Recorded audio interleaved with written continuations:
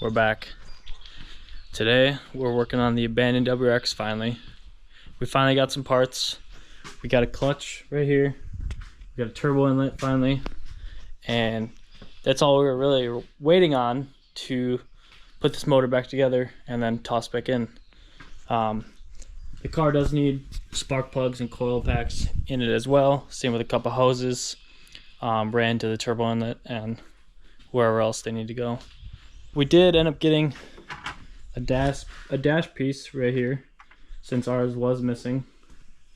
Well, not missing, but when I bought it, it originally had a triple gauge pod with some glow shift gauges that were all just not, like, none of the wiring was there, so they're worthless. So I didn't want to put them back in. I'd rather have the car kind of stock.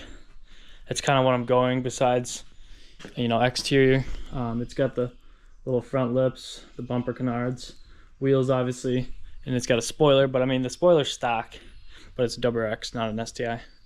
We're gonna be getting the motor assembled, and we're gonna be getting it put back in. So we're gonna hop in right away, get the coil packs, spark plugs in, turbo inlet, all the hoses ran, and then we can pop it up on the cherry picker, and then put the clutch and flywheel on, and then drop it in. Oh, I also forgot to mention, I did add a cylinder forward cooling mod, because I mean, it's one thing you should do to every Subaru. This is the yellow parts car that I bought. It is fully stripped now, as you can see. I mean, the transmission is still in the car, and that's about it. The transmission and the bulkhead wiring harness is coming out of the parts car, because I do need those. And then the steering wheel will come out once I get it on the trailer. But this car, as you can see, I mean, this thing was rusty. I mean, right here, it was just awful. It wasn't worth saving. This other side is even worse. You can see there's like a literal hole. So I was originally gonna buy this car to fix and daily, because I want a cool, fun daily, cheap daily. But I got such a good deal on the car from a buddy of mine, and but it ended up being not worth it to try and save it, because the chassis is so rotted out, and that happens a lot here in the Midwest. So I ended up just stripping it. I do have the motor, which is a good motor, but it just needs to be rebuilt with new head gaskets and head studs, and then that's all ready to go. This car is gonna go to scrap, so, because I mean, it's just not worth saving. So first things first, we're gonna get this fucker in, and we're gonna get that connected, because that's just a small thing that is just an easy fix, and it makes the car look a million times better. So we are just gonna toss it in. Simple as that. It's the little things on these older cars that really make the car look a lot nicer. A lot of times on like these older cars, especially Subarus that have just gone through a ton of owners, there's like a lot of little things on the car that like people fuck up and break, and they don't fix, and then they just leave it for the next owner, and they continue to pile up with just small broken things that really make the car like look like shit. Like, for instance, like this trim right here, like, we're gonna swap that out, because I mean, that's like a little thing that's easy to swap out. Since I got a parts car right here, it's easy to swap out, and it's gonna make the car look a million times better. Not a million times better, but it's gonna make it look a lot better. Just fixing all the small things on your car, you know, it really adds, I mean, not more, it doesn't add anything, but I mean, it doesn't look like less, it looks like less of a shitbox, basically. So whenever I'm working on a car, or I buy a car to buy and fix, I'm always trying to do those little things, because I mean, it's the little things that matter, you know. But yeah, that's enough yapping. I'm gonna get this motor put together real quick, and we're gonna drop it in the fucking car. All right, guys, motor is assembled and pretty much ready to drop in. I am waiting on spark plugs. Actually, my girlfriend's bringing me some. I didn't have any spark plugs, but the whole back of the motor here is good to go. We do have a new gasket for the blow-off valve. There is a gasket for the blow-off valve. A lot of people forget to put them on. It looks just like this. Super easy to forget to put on, but that'll cause, a vacuum leak, boost leak, which will cause your car to run like shit. The next step for me is, since I'm waiting on spark plugs, my girlfriend will be here shortly. This trans, you can see, is just crusty.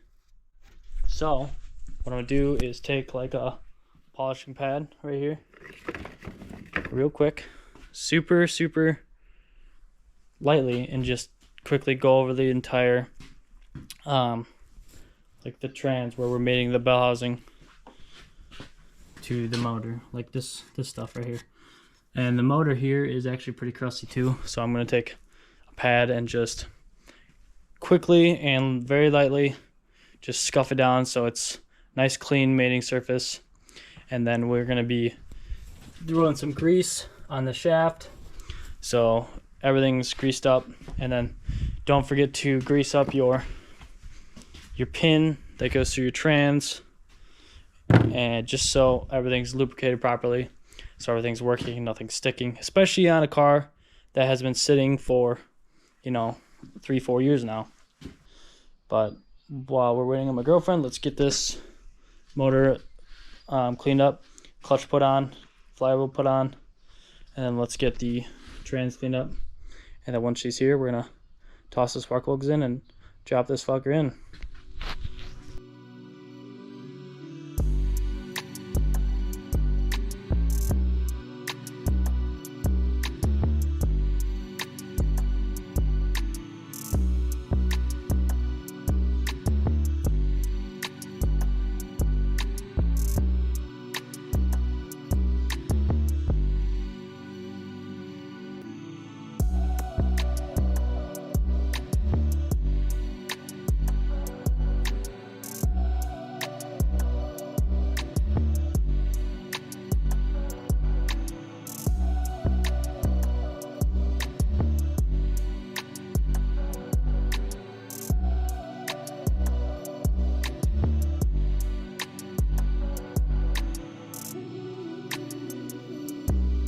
As you guys can see, the surface is like super clean, super soft, super smooth on both the trans and the motor.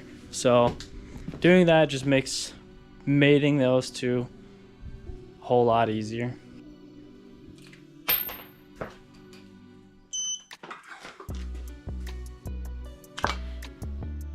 Clutch is on, motor is ready to go on. Just wait on spark plugs and we're gonna get her in.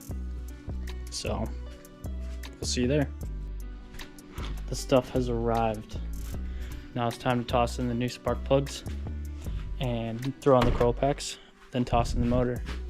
Oh, geez,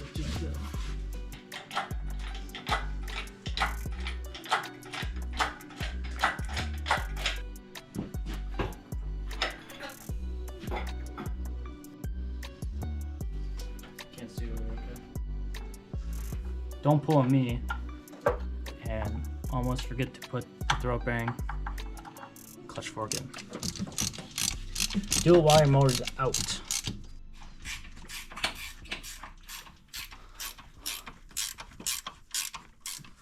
She's in. We gotta get all the bell housing bolts on, and then we'll lower the motor, and then it'll sit right in the motor mount spots, and then she'll be in. Then from there, it's just connecting all of our hoses, plugging it in all of our connectors, and then putting in fluids, and then starting it up. So in the last video, Caleb's clutch did not work. Mine does. See that? Caleb, I hope you're seeing this, just so you can see my clutch working. Motor mounts are in the holes. Most of the bell housing are in. I obviously have to get the starter in still, and then with those bell housing bolts as well. And then basically it's just tossing in oil, putting the radiator in, coolant, connecting, your plugs, putting the power steering hoses back on, coolant hoses, intercooler, and then obviously some sort of downpipe. I don't know what kind of downpipe I want to put in. I have 6 in the back right now. So I have an OEM downpipe, which I'm thinking I'm going to put on there because I want the car to be stock, but at the same time, like, it needs a new flange on the end, which sucks. So we'll see. Maybe I'll start without the downpipe on just for now until I can get that stock downpipe fixed. So I think that'll probably be the plan. But right now it's just buttoning up a bunch of little shit. So I'm gonna get everything pretty much buttoned up, all the boring stuff out of the way, and then I'm gonna bring you guys right to when I'm gonna start it. So yes, be ready. All right, guys, the car is pretty much all done. It's pretty much fully assembled. I don't have a radiator for the car, sadly, so I can't drive the car yet, but I will be starting it up still. I'm gonna throw some oil in it, hook up a battery, and that's pretty much it. It's gonna get started. I still don't have a downpipe. I don't have an intercooler on, so it's gonna run a little weird, so it's not gonna be happy, but I'm still gonna start it. I'm just gonna throw a battery on it, throw some oil in it, and just start it for, like 15 seconds and let it run. So the battery is connected. You ready to start it up? Go start it up. Yeah. It's not doing nothing. Just kidding, guys. Our starter shot. So I found another starter in the pile of stupid parts over there, and I'm making Trinity take out the starter and put the new one in. Alright, new starter's in. You ready to start it up? Maybe it'll start this time. We'll see.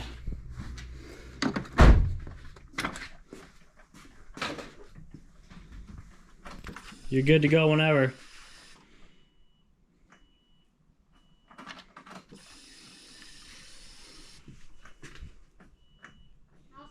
Nothing still?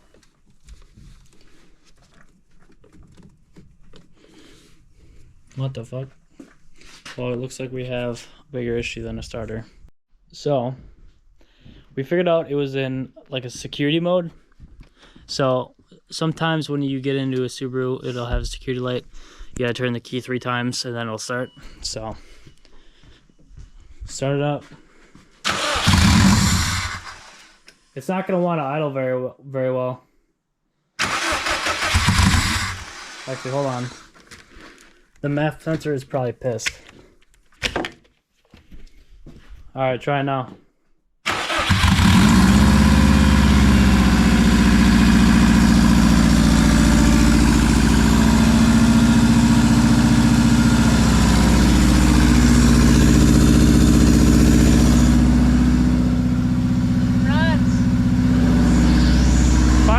After almost 4 years.